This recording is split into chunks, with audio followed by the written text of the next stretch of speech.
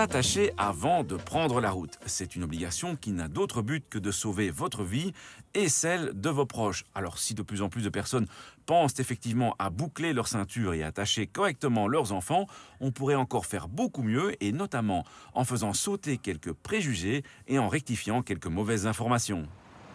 En ville, la ceinture est-elle moins utile ? C'est justement à des vitesses pas trop élevées que la ceinture est la plus efficace. Et donc, il n'y a pas de raison de ne pas s'attacher en agglomération.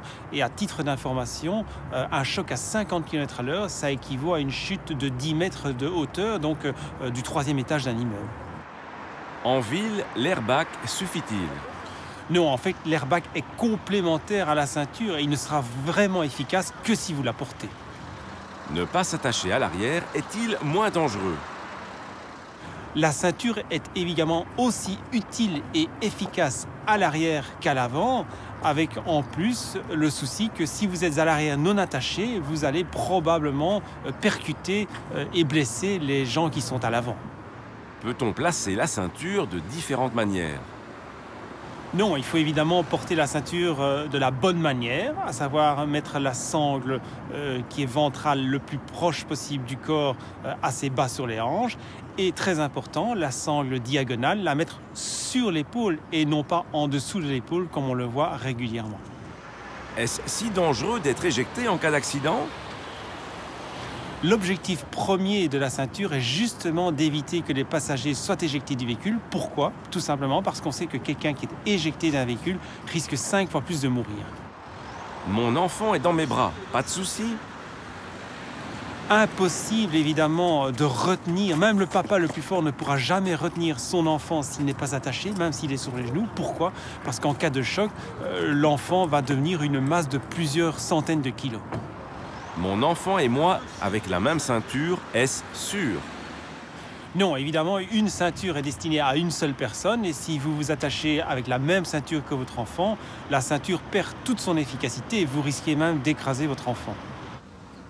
Un siège auto, mais jusqu'à quelle taille ? La loi dit que l'enfant doit être attaché dans un siège adapté jusqu'à 1,35 m, mais on conseille, quand c'est possible, de garder l'enfant dans un siège jusqu'à 1,50 m. Dans un bus ou un car, la ceinture est-elle facultative ?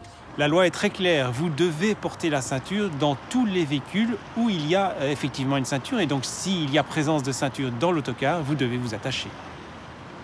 Si ma voiture prend feu, je suis mieux sans ceinture. Pour un cas certes malheureux où le passager n'a peut-être pas pu réchapper à cause de sa ceinture, combien de vies n'ont-elles pas été sauvées grâce à la ceinture ? On estime même que c'est l'invention qui, en termes de circulation, a probablement sauvé le plus grand nombre de vies. Vous avez peut-être déjà entendu cet ancien slogan qu'il vaut mieux un petit clic qu'une grande claque. Eh bien, c'est toujours aussi vrai à l'heure actuelle, alors tous un petit clic avant de prendre la route. À la question de la semaine dernière, il fallait répondre que dans une zone piétonne, les véhicules qui sont admis sont limités à l'allure du pas. À gagner cette semaine, 4 méthodes d'apprentissage pour le permis théorique et pratique. La question, en voiture, un enfant doit être attaché dans un siège enfant tant qu'il n'a pas plus de 1,20 m, 1,35 m ou 1,50 m. Soit vous téléphonez au 0905 56 493, soit vous envoyez un SMS au 60 20 en tapant contact 1, 2 ou 3. À la semaine prochaine et d'ici là, bonne route!